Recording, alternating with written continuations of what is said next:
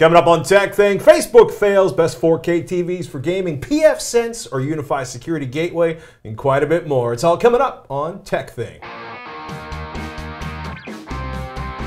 And a big shout out to all of our patrons at patreon.com/TekThing because you make TekThing possible. And if you're not a patron, you should go check it out. Patreon.com/TekThing. Help make TekThing happen. I'm Shannon Morse. And I'm Patrick Norton. And this is TekThing, where we have something useful in every single show. Oh my goodness. You sure? Well, yeah, I think so. Okay, I'm just checking. It's been quite a morning this morning. Yes, it has. We've been super, super busy. You have a quick update for us. Well, it's a couple things. One, thanks to everybody for emailing. Our whole Wednesday, tomorrow, however long it takes, even if I never see my children again, we will be redoing the lighting in the studio, which is kind of crazy to actually set up lighting if you've never done it. Won't get into that. The other thing is we've had your audio's still crunchy or you sound like you're in a closet. I get it. Here's the thing. We should actually do a recording of the audio with the bare walls. Oh gosh. And how much better it is now. It was pretty bad. The biggest issue we have right now is actually sort of the reflections off of the ceiling. And what's coming in ASAP are things that look like this right here. These are essentially sound dampening tiles that get hung off of the ceiling. I think these are Orlex Pro panels. They're cloud ceiling configuration. And once those are in, you should hear a huge difference and a lot less of that flutter echo or slapback echo on our voices. Cool. Just want to let everybody know, we had a really, really funny tweet, which I won't mention by name, because the guy was like, oh, you have fast internet, but the studio's not done. Dude, if I could have cut a $1 million check and had the studio magically finished before we started recording. That would be wonderful. It's impossible. Yeah. Because it takes time. Yes, it does. So trust me, I know. I was here for 2 weeks straight, and that's all I did. And it was super fun, but we still have some work to do. But we're getting there, and I'm very excited about it. You ate and slept. I ate and slept. I slept a lot because I was exhausted. It's a lot of work to rebuild a studio. Trust me. Our apologies for the delay on making it super awesome. But I mean, it's crazy, right? When you order something, we're so used to things being like overnight on Amazon. I know. And then, in the video industry, you get a lot of well, that comes from the manufacturer, and they do a drop ship every 2 weeks. That's and they actually do a lot of customizations too. So we sent in our dimensions for a room and asked for the specifics on what we need from a company, and they're sending them back to us. And it'll take 10 days or whatever, but all of this stuff is happening. 10 days, it took 28, but that's a whole other conversation. Should we even? Okay, we've been sort of avoiding the Facebook mayhem. Yeah, we have, because it's kind of still an ongoing story. But Facebook has come under this huge fire lately for their part in this treasure trove of data ending up at a firm called Cambridge Analytica. So basically 50 million users had their data stored and potentially used by the firm for political messaging. Whether or not that came into play, the political messaging, we don't know for sure, but they have been raided by the UK government. There's an agency that went in there on Friday night last week and raided Cambridge Analytica and took a whole bunch of information from them. And there's a lot happening right now. But I did a whole breakdown of what's going on via threatwire.net if you want to know how the heck to secure or just plain delete your Facebook account. Well, I'm going to be your girl because I know all about that stuff. So I wanted to walk through how to delete it and how to set up your security settings. If you haven't checked out my 30-day security challenge back in November, I also talked about it, but I didn't go into as much detail. It's really funny, right? Because if you go into the settings, there actually is no way to delete your account. Right. You literally have to search to find an article about deleting your account, which has a link, which is not a link. It says to contact Facebook, which launches the link to actually delete your account. I just wanted to say that, Facebook is turtles all the way down. Oh. Anything they don't want to give up, they make hard for you to access, and they've always been that way. That's why we make it easy for you. So, for example, you could just go right now, hit pause, go down to the show notes, and hit this beautiful little link that I have provided for you that takes you directly there if you are logged in, and it says delete my account. Now, of course, you have to go through there and keep in mind you will not be able to reactivate your account, retrieve any of the content or information you have added, so you can download it before you choose to delete your account, but it is there. I've made it really easy, so you can just find that link in the show notes. Just saying. So, I'm going to run through those settings. That's right. I mean, the other, the other thing that you'll be reading this week is Facebook's official response that, yeah, we told you we were going to save your text messages or information or this or that or the other thing. You just didn't read it when you were clicking through things to set up your accounts. Right, because everybody reads the terms of service, don't they? So everybody should. You want to check your settings. If you go over to your account over at facebook.com and you go ahead and log in, of course the first thing you're going to see is your news feed. So once you log in, check your settings, which are going to be under this little question mark. Luckily, there's a whole bunch of different privacy settings down here under a couple of different options. There are privacy checkup and privacy shortcuts. So if you click on each of these, you can go through all these different privacy settings one-on-one. And luckily, most of it is very self-explanatory. So you just go through your posts. Who do you want to see your posts? Then you can click next, and who do you want access to your app? So for example, if I have Twitter turned on, which I do, I can choose to have anybody read those, which is public, which I do since, you know, Twitter is public as far as my account goes. And then everything else is set to only me, which completely makes sense to me. And of course, on the third step, you'll have your profile information. So if you, for example, want to block out your phone number, you can choose only me, or you can choose a custom option as well. And then you just hit finish up. Once you go back over to that little question mark, you can also choose your privacy shortcuts.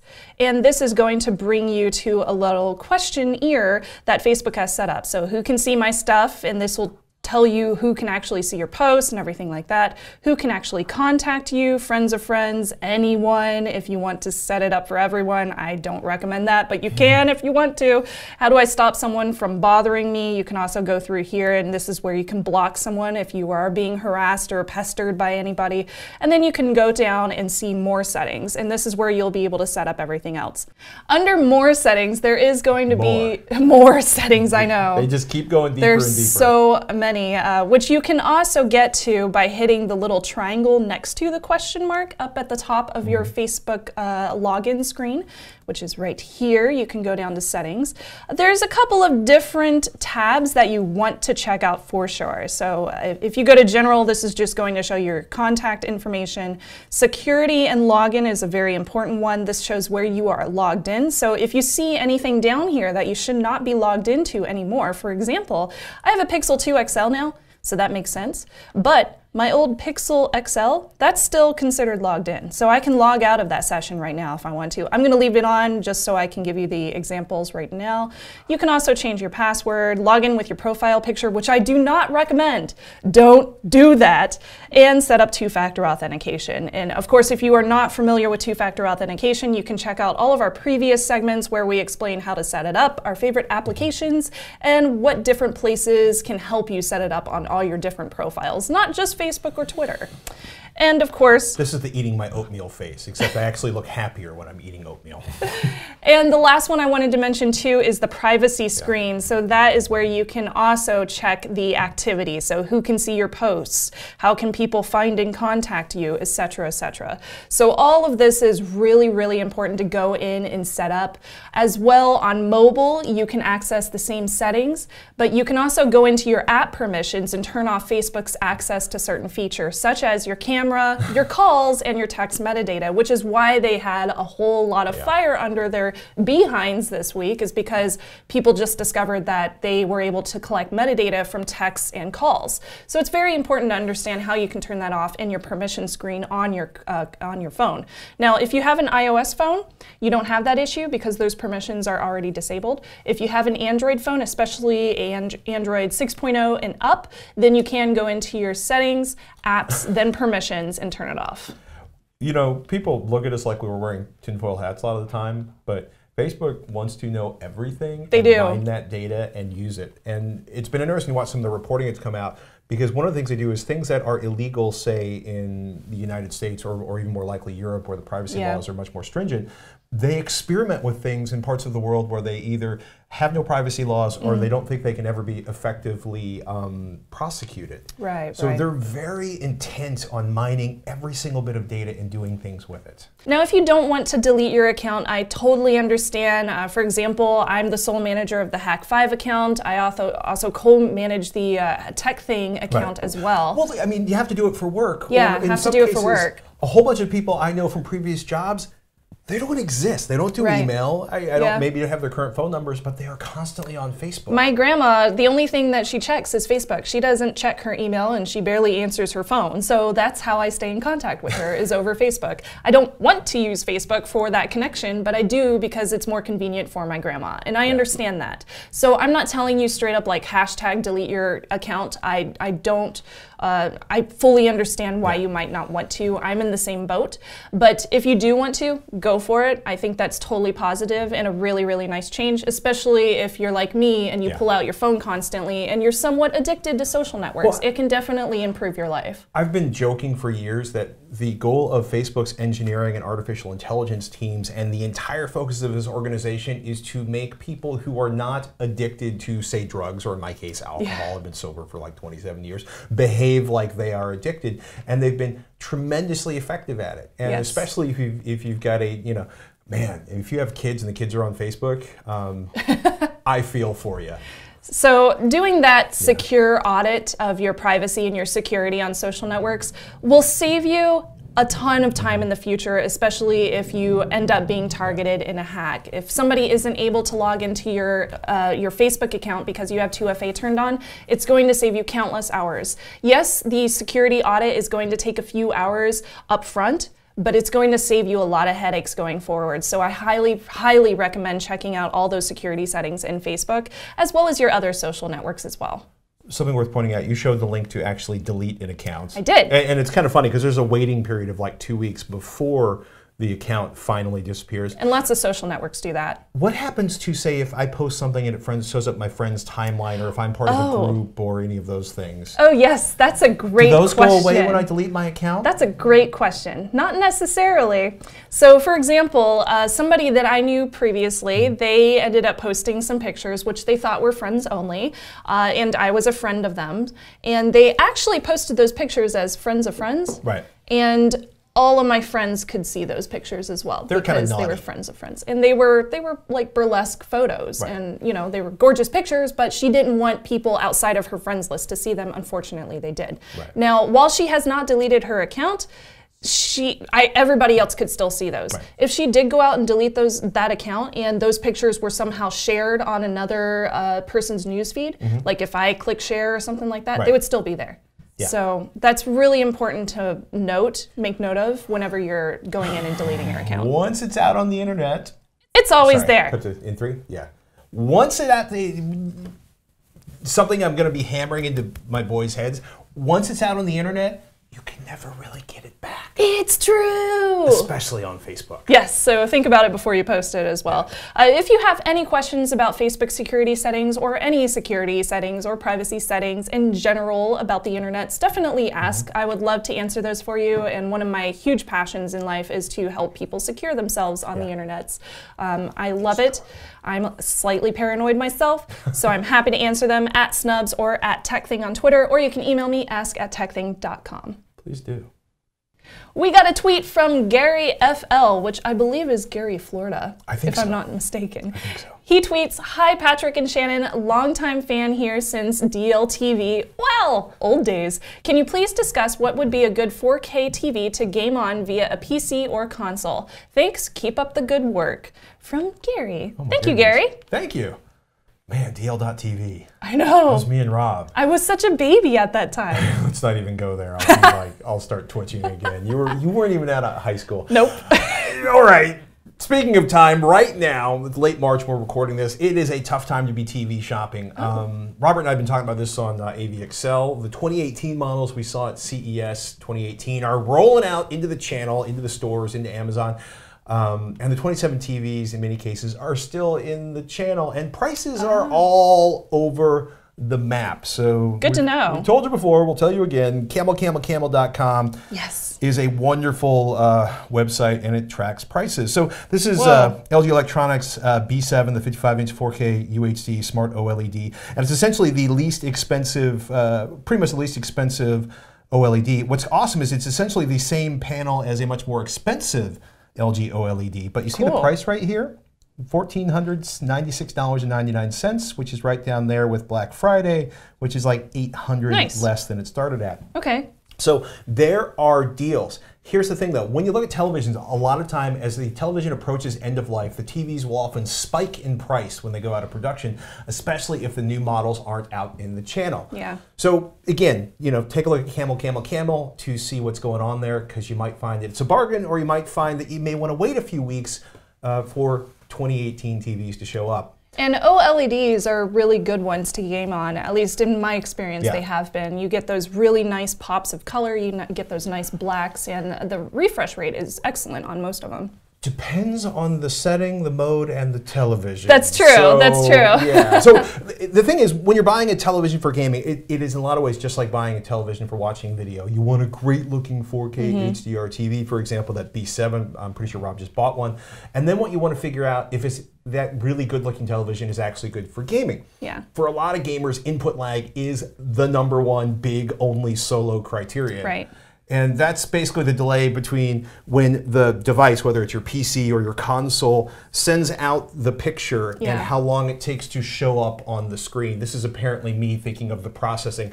It's the cable that goes into the back of your TV. Yes, that's exactly what it is. And if you want to think of it physically. And tubes. Yeah, well, what's crazy, right, is in some cases, TVs have a very specific gaming mode that turns off a lot of processing just to speed up the arrival of the frame to your eyeballs. Right. Because in some cases what happens is like, the information leaves the console, it comes to the back of the TV, and the TV's like, I'm going to rearrange these pixels and smoosh this over here and run this processing. And then what happens is you've gone thunk, because you're sniping somebody and insert favorite Twitch gaming here, and then you're like waiting for it to actually happen in meat space. Or more likely, by the time you move, you've actually already been hit, or you've run into something in your driving game or whatever it is. So you want the least amount of lag possible. So there is an amazing website. I actually to say, if you're playing Bejeweled, right? Well, do I have a picture? I could have sworn I had a picture. There we go. Like in Bejeweled, you're not going to notice lag, right? But if you're playing first-person shooters or driving games and stuff like that, the lag time can be really, really maddening. Yep. So go to rtings.com, ratings.com. They have some of the best testing of input lags on TVs. Yeah. And they just actually, sort of redid their whole lineup. But let's take a look at that's LG. And I should clarify, when I said refresh rate, this is what I was talking about. Right. Well, I mean, okay. I was going to explain that later on. Refresh rate, don't confuse input lag, which is the time it takes to go from what's plugged into the TV to your eyeballs, to refresh rate, which is the time it takes for a pixel to change color. And go from they're different things. But anyway, if you take a look at ratings.com, somewhere on this page is that B7. And let's search for it. There it is. Ah, there it is. is. And so what they do right here is, this is all of the different tests they're doing, right? So over here is the 1080p stuff. Over here it's into the 4K. And like everything's pretty good, like 21.7 milliseconds until we get to this like 63 and then 105. And what those two are is 4K 60 hertz outside of game mode. Notice how that starts to slow down. And then if there's interpolation in the 4K, 104.9 milliseconds is going to drive just about everybody insane. Yup. So generally speaking, if you are not a professional gamer on the circuit making your living, 30 milliseconds and down is good to go for most folks. Ideally 20 milliseconds and down if you are getting into that, like, I am super gamer and I must have the, because you have superior reflexes and stuff. The worst case, 50 milliseconds is tolerable for most people. For the vast majority of humanity, the difference between 10 and 20 milliseconds is not going to be noticed. Yeah, you're not going to notice it. Because your brain don't move that fast. But when you get over into 60 and 100 milliseconds, that gets to the point where, everybody starts to be annoyed because you hit the button and there's kind of a lag time that's noticeable for most people's brains, if I can oversimplify. As Shannon mentioned before, don't confuse input lag with the response time for a pixel to change colors. They are two radically different things. Right. And that response time for a picture is probably measured in low single milliseconds. Yeah. So, I got to say, Ratings has some outstanding input lag measurements, and they're doing all of the stuff. And for me, it's kind of fascinating to look at the difference between inside game mode and outside of game mode, and the difference between like 1080p at 60 hertz, which is like 13 milliseconds. And again, when you start getting into 4K interpolation, it's bad.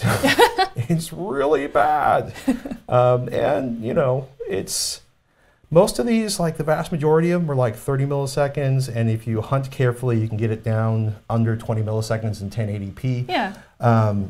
Still pretty good though. Yeah, there's a lot of nerding out to be done here. So the darling 2017 affordable 4K HDR TV, TCL's P 55P607, actually measures out really well on this one. Yeah, not the first time we've recommended it either, I believe. No, this is, if you have, you know, $600, this is probably the TV to buy, or was.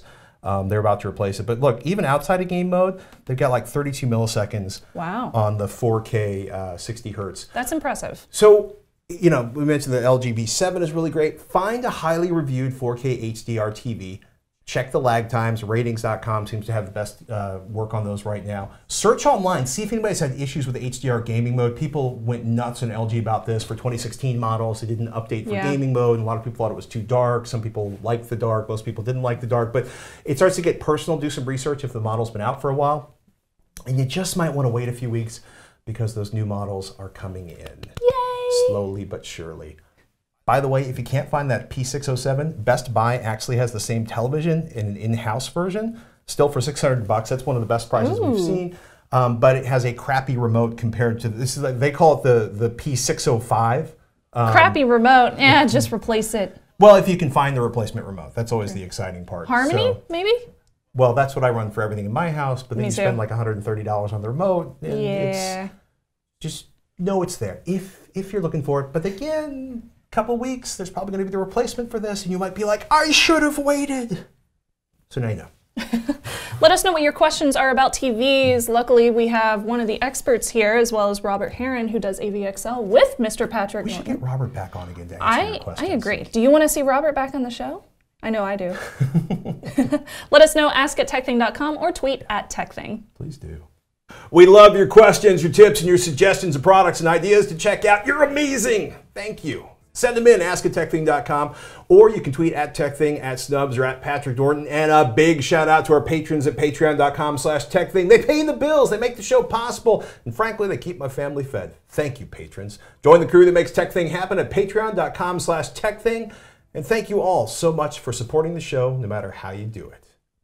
We got a tweet from Randy who says, @TekThing, what would be the benefits of replacing my pfSense router with a UniFi Security Gateway, other than the ability to manage it from a Unifi Controller?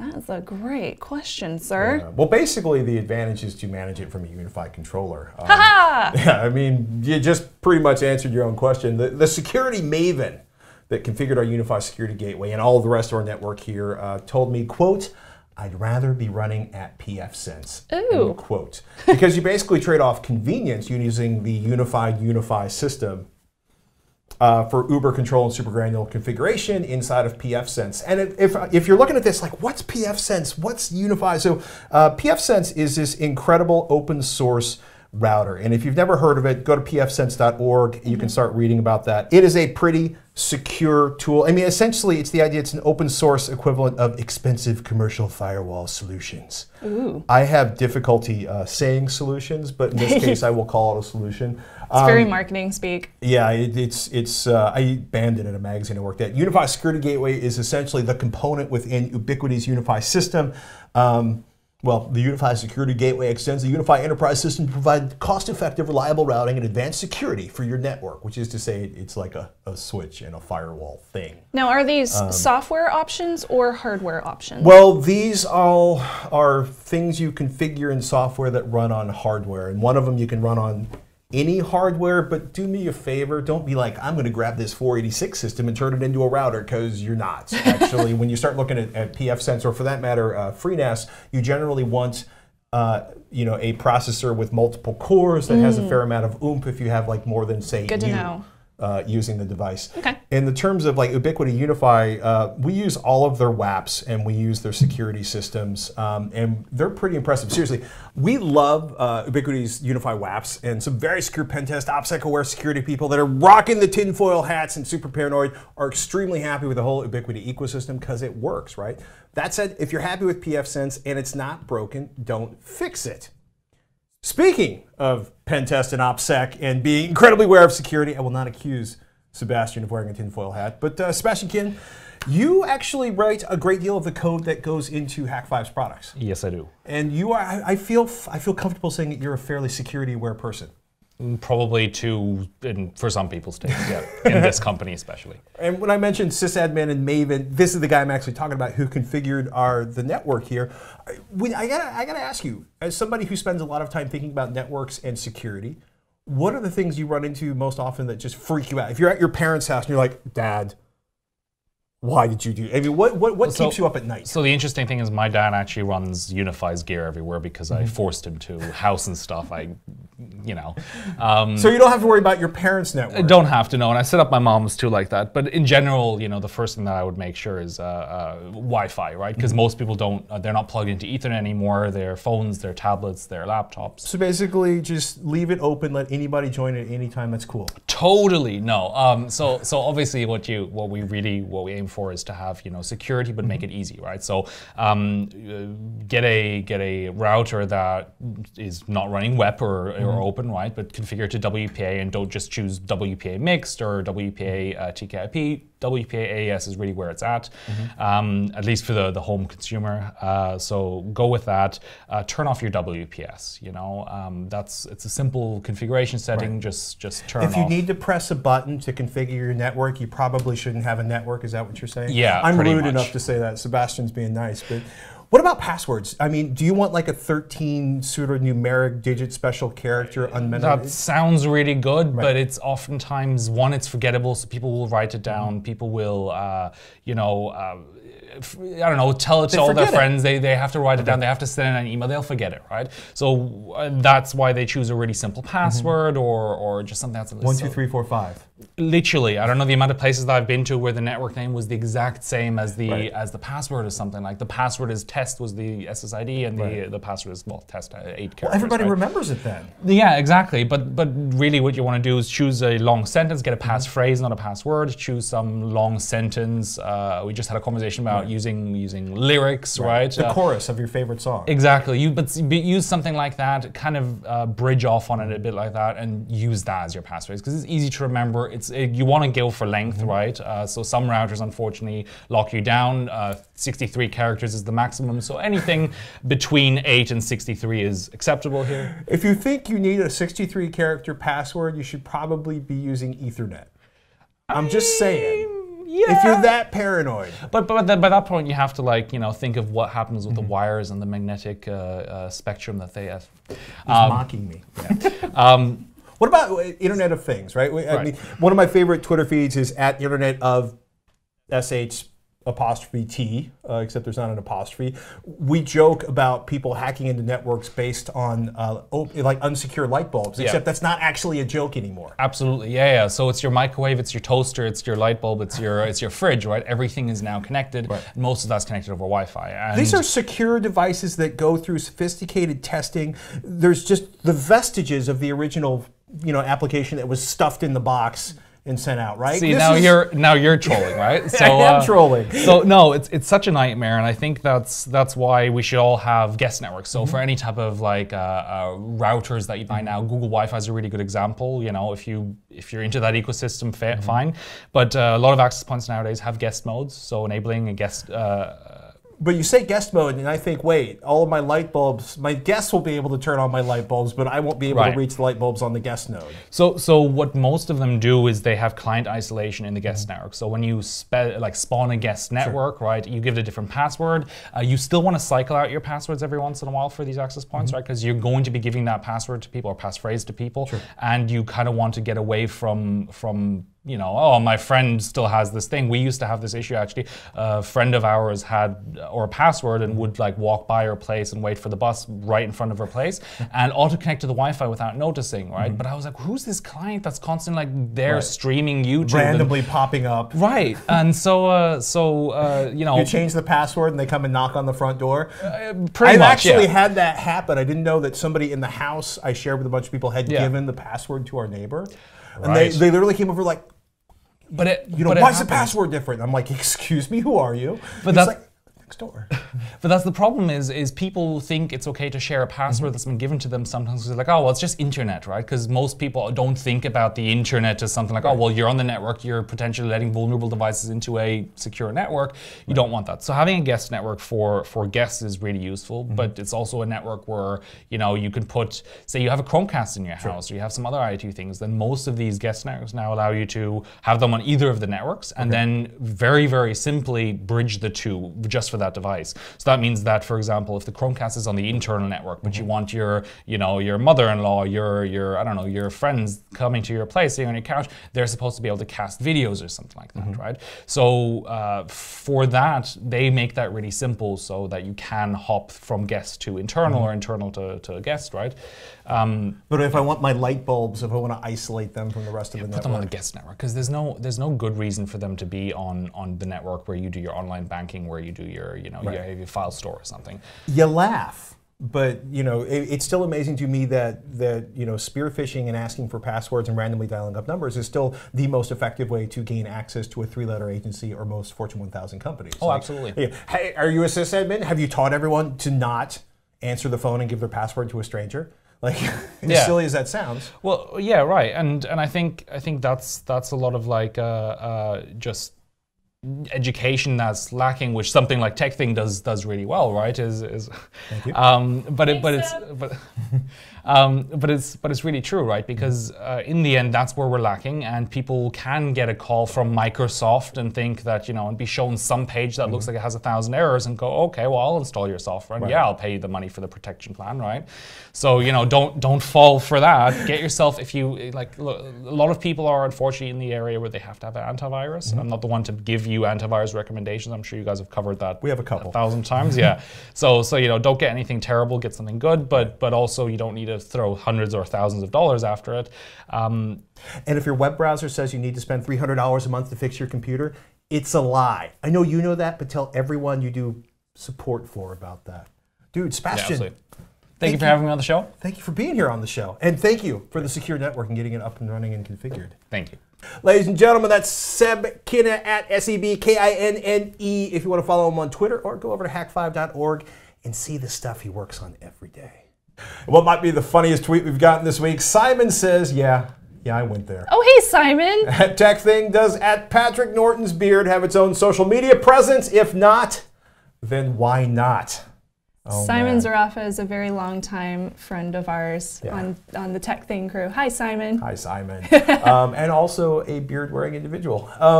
Okay, first thought is I may actually be shaving this for my youngest child's birthday. No! He hates the beard. Oh man, but it's so cool. Well, you know what I mean? He's going to get a bicycle because he's outgrown his bicycle, and we've been holding off upgrading his bicycle for his birthday. He'll probably be more excited about my beard being on than the bicycle. So if I'm beardless next week, Simon and everybody else who are beard enthusiasts, I'm sorry. That's so cute. But seriously though, imagine me spending all of my time promoting my beard on Facebook, you know, as a hobby. Then imagine, if you will, what Fred and George Weasley would have been like if Mr. and Mrs. Weasley hadn't exerted their powerful influence on the twins' morality and sense of mayhem. Yeah, I made a Harry Potter reference because my kids are wearing the Harry Potter. Oh, that's great. Which is a very dark way of saying I've only got so many years to set my children on the ashla, or the light side of the Force, so they don't go all, you know, Darth Vader on me. Seriously, at 5 and 10 years of age, they have access to tools, bicycles, computers. They go to what we affectionately call fire and knife camp, which is trackers here in the Bay Area, and they know how to bury things. So I'm going to concentrate really heavily on parenting. I'll be honest with you, well, I sat down with the boys last night, and we actually listened to like an entire musical album on the couch. Like, we started it during dinner, then they got to listen to the entire album. And you know, I love social media and I love Twitter. I have a very difficult relationship with Facebook because it is engineered, again, like you're not, you don't have an addictive compulsive personality, at least outside of anything other than buying Sailor Moon accessories. And sugar. And sugar. You have a complicated relationship to sugar. But for somebody like me who does have an addictive personality, Facebook is just a place to go die online. So That's one of the primary reasons, though mostly though I want to spend more time with my kids and less time staring at screens, because I spend a lot of time staring at screens. It's a good point. It's a good point. It's a very good point.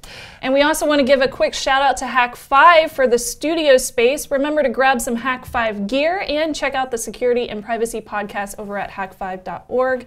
Big thank you to Hack5 for the studio space. Really appreciate it. Thank you, Darren. And remember, once in a while, put down your phone, step away from the screen, close the laptop, and do something analog like Eric, who writes, "My favorite analog, mostly activity is working on cars. This time it was my old 97 F-150 needing a couple of new pulleys and a water pump while I was in there. Since no one had the special tool I needed, I made my own fan clutch tools. Nice. The wrench is made from an old mower blade and a pipe. The pulley holder is from a piece of flat steel I had for over 10 years, and just keep drilling into different tools." Awesome. I included a few pictures. Keep up the great videos. Love the new studio, from Eric B. That is so cool. Making tools to solve problems makes me happy. Eric, I am definitely not as hardcore as you are. That's awesome. I'm delighted that, and my truck's older too. Oh my goodness. Thank you everybody for watching. I'm Patrick Norton. I'm Shannon Morse. We'll see you next week on TekThing.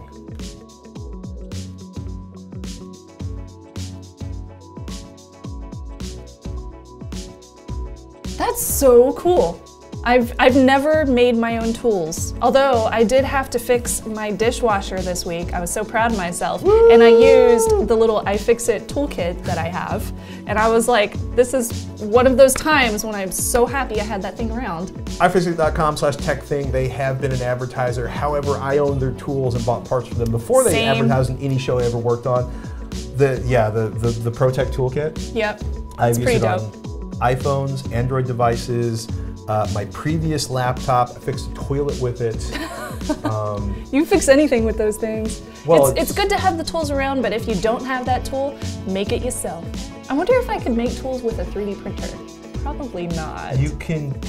Plastic? As long as you don't have twisting fork, or like 3D printed, most 3D printed plastics don't deal well with torque. So yeah, it would probably break. But I've actually seen people create holders or things to fill in or hold things in place, or to.